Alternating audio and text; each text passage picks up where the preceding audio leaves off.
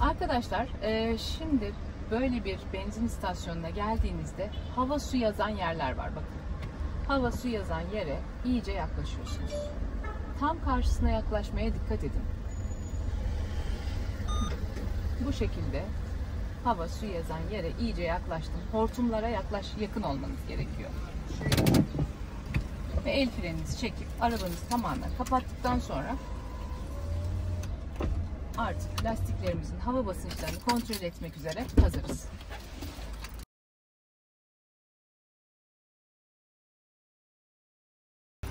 Merhaba arkadaşlar, kanalıma hepiniz hoş geldiniz. Ecem'le Direksiyon TV'desiniz, ben Ecem. Bugün ne işliyoruz? Bugün işte böyle hava su yerlerinde aracımızın lastik basıncını nasıl değerlendiririz? Nasıl hava basarız lastiğimize? Basıncımız iyi mi, yüksek mi? Ara sıra kontrol etmeliyiz. Yani ara sıra ne kadar? En kötü ayda bir. En kötü ayda bir kere. Ama zaten sabahları yahut ne zaman aracınıza biniyorsanız şöyle bir etrafında turluyorsunuz aracınızın. Gözle bir kontrol yapıyorsunuz. Ayakla da kontrol edebilirsiniz ama gözünüz zaten onun inip inmediğini anlar. Gelip buralardan kontrol yapacaksınız. Arkadaşlar, videoya başlamadan önce ne yapıyoruz? YouTube'a abone oluyoruz. Instagram'ı takip ediyoruz. Instagram kanalımla YouTube kanalım aynı. Ecem'le Direksiyon TV. Like atıyoruz, yorum yapıyoruz. YouTube'da bir şey var, zil var. Abone ol butonunun yanında. Ona basıp kaçıyoruz. Her türlü ben buradayım diyoruz. Bu işleri size öğretmek için elimden geleni yapıyorum arkadaşlar. Lütfen siz de ilgilenin. Aracınızla haşır neşir olun. Bu işlere girdikçe, bu sadece sürmekten ziyade bu konularla ilgilendikçe ne kadar zevk aldığınızı da göreceksiniz.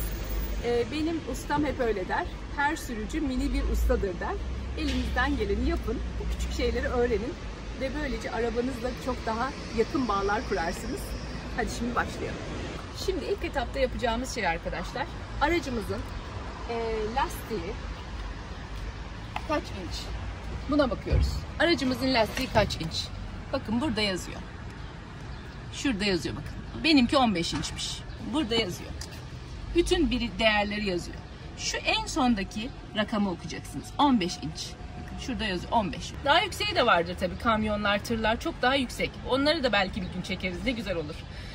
Ama bizim şimdi binek araç kullandığımız için çoğumuz biz buradan göreceğiz. 15 inç. Şimdi ne yapıyoruz hemen? Aracımızın kapısını açıyoruz.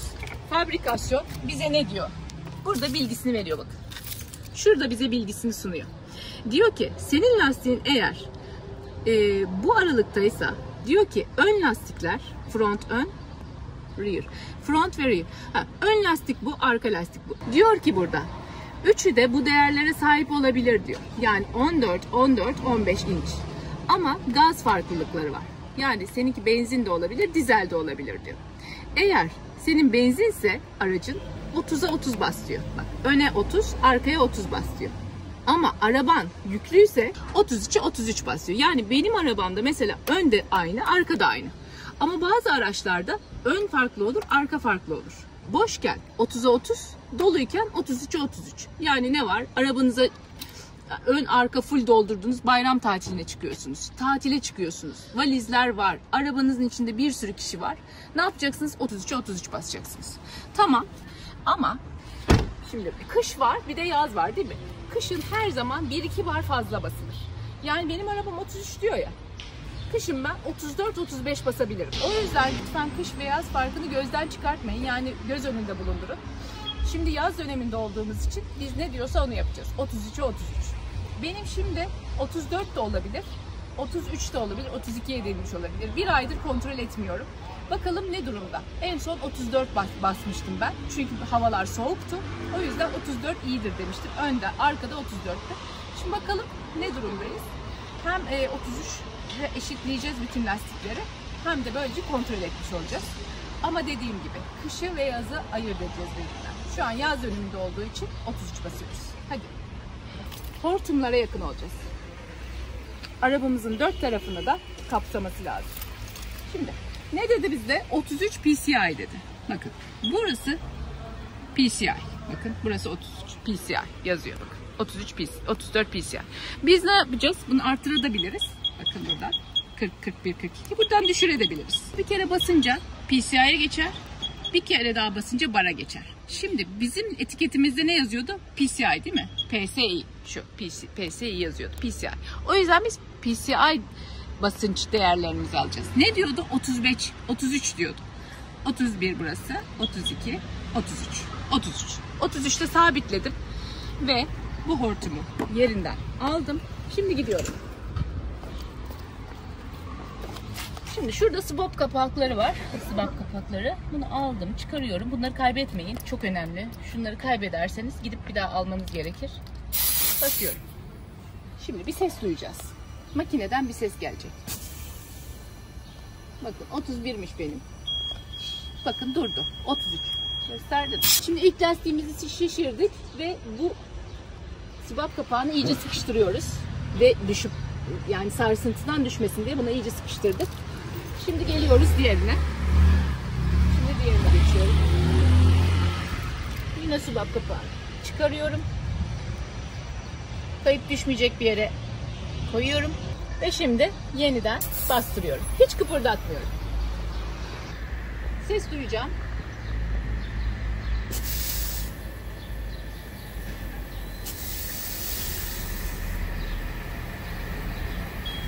Bakın ses duydum. Ne dedi bana? Bitti işlem dedi. Çıkart dedi. Bu sesi duyduğunuz anda işlem tamam demek. Yine bunu iyice sıkıştırdım yerine swap kapağını. Şimdi diğer lastiklere geçiyorum. O yüzden böyle dümdüz çekmelisiniz. Dümdüz çekerseniz her lastiğe yetişir bu hortum. Çekmezseniz yetişmeyebilir.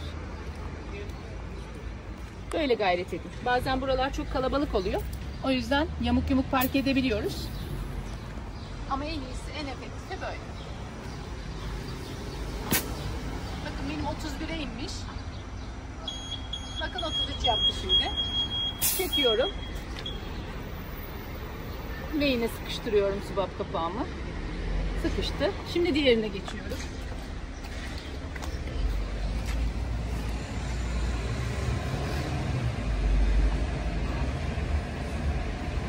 Yeniden takıyorum. Kulağım seste çünkü parlama olduğu için göremiyorum. 33'e sabitledi. Sesi duydum. Kapadım. Tamam. Ve bunu yine yerine asıyorum. Benzin istasyonlarını dağınık bırakmayacağız. Eliniz kirlendiyse şöyle yıkıyorsunuz. Bakın burada su yeri var. Eliniz kirlendiyse hemen şurada tabancasıyla yıkıyorsunuz ellerinizle.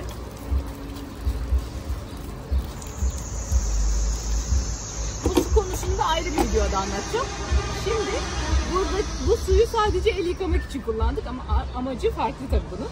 Ama biz şimdilik el yıkamak için kullandık bunu. Bu iş bu kadar arkadaşlar. Lastiklerimizin bakımını yaptık. Şimdi bolca tatile gidiyorsunuz. Sevdiklerinizi görmeye gidiyorsunuz. Hepinizin çok kıymetli aileleri, dostları, arkadaşları. Doğal olarak uzun yollar yapıyorsunuz. Uzun yollarda lastik basıncı o kadar önemli ki. Eğer lastiğiniz doğru basınçta değilse, az basınçtaysa çok fazla yakıt harcarsınız. Benzin istasyonlarından çıkamazsınız. Neden benim aracım bu kadar yakıyor? Birdenbire yakıt tüketimi, yakıt sarfiyatı yükseldi diyorsanız sebebi lastiktir bakın. En önemli ilk bakacağınız şey sizin lastik. Lastik basıncınız çok düşükse yakıt tüketiminiz artar. Yol tutuşunuz azalır. Tam tersi yüksekse yine yol tutuşunuz azalır ve uzun mesafede durursunuz. Bunların hepsi risk teşkil eder. O yüzden lütfen bunlara dikkat edelim, özen gösterin. Güvenli ve güzel sürüşler diliyorum arkadaşlar. Beni takip etmeyi unutmayın. Like atın, yorum yapın, yaşadıklarınızı anlatın. Bizi desteklemeye devam edin. Ben de bileyim ki güzel, iyi işler yapıyorum. Devam etmemi istiyor abonelerim, sevdiklerim. Ve birlikte böyle büyüyoruz. Kocaman bir kanal olacağız inşallah. Yakında başka bir videoyla, başka bir konuyla görüşmek üzere. Kendinize çok iyi bakın. Hoşçakalın. Aracınızın marka modeline göre hava basıncınız değişkenlik gösterir arkadaşlar. Bunu nereden anlarız? Şoför mahallinin olduğu kapının içinde yazar. Az önce gösterdim kapının üzerinde mutlaka. Yazmıyorsa da arabanız eski ise bir lastikçiye danışırsınız. Lastikçi size söyler ama en doğru barları, PCI verileri kapınızda yazar. Kış veya yaza göre değişiyor bu hava basınçları. Kışın daha soğuk olduğu için 2 birim daha fazla basıyoruz. Ön ve arka lastik basıncı da farklı olabiliyor. Bunu yine ön kapı içindeki etiketten bakıp anlıyoruz. Düşük hava veya yüksek hava basıncında neler olur? Öncelikle bunu da bilmeliyiz. Düşük hava basıncında yakıt tüketimi artar ve lastikler normalden fazla yıpranır. Yani kullanım ömrü düşer. Yüksek hava basıncında da yine lastiğin orta kısmı fazlaca aşınır. Yani dengesiz bir aşınma söz konusu olur. Yine yol tutuşu bozulur. Aradaki basınç değerleri fazlalaştıkça yol tutuş iyice düşer. Bunun sebebi yüksek hava basıncındandır. Çok yüksek hava basınçlı arabalarda duruş mesafesi çok uzar. Özün sözü, aradaki basınç değerleri fazlalaştıkça yol tutuş iyice düşer. Fren mesafesi uzar, frenlemeyi çok etkiler. Aracınızı eğer sıfır aldıysanız arkadaşlar mutlaka böyle hava su yerlerine geliyorsunuz ve oralarda bir kendi kendinize kontrol ediyorsunuz. Ben bu işlerden hiç anlamam, yapamam diye düşünüyorsanız muhakkak gidin, kontrol ettirin. Çünkü neden? Fabrika çıkışı her zaman yüksek hava basarlar. Neden? Çünkü son kullanıcıya kadar aracınız ne kadar süre geçeceği bilmediği için fabrika çıkışında 10 PSI falan yüksek basarlar hava basıncını. Çünkü zamanla düşer o. O yüzden de arabanızı sıfır aldığınız zaman bütün lastik değerleriniz apayrı gösterir. Kimi çok yüksektir, kimi çok düşüktür. O yüzden mutlaka gelin bir hava su yerinde kontrol edin. Eğer ikinci el alıyorsanız zaten bunu otomatik yapmanız gerekiyor. PSI değerleriniz nereden kontrol ediyormuşsunuz? Şoför mahallinizdeki kapınızı açıyorsunuz ve orada bir etiket var. Zaten gösterdim o etiketi. O etikete bakıyorsunuz. Ön ve arka kaç basınç? İnçe göre de değişiyor. Kaç inç? Sizin lastiğiniz kaç inç? Kaç basmalısınız? Kendi aracınızın incine göre, kendi aracınızın lastiğine göre bar yahut PSI değerleri yazar. Karıştırmayın. PSI ile barı zaten gösterdi. İkisi de mevcut hava su yerlerinde. Ona göre barın karşılığı PSI değil yani. Ama orada ayarlama yerleri var. Oradan kolayca lastik basıncınızı ölçebiliyorsunuz. İşte bu şekilde basınçlarınızı mutlaka kontrol edin. Lastik basınçlarınızı doğru ayarlayın ve güvenli bir şekilde yola çıkın arkadaşlar.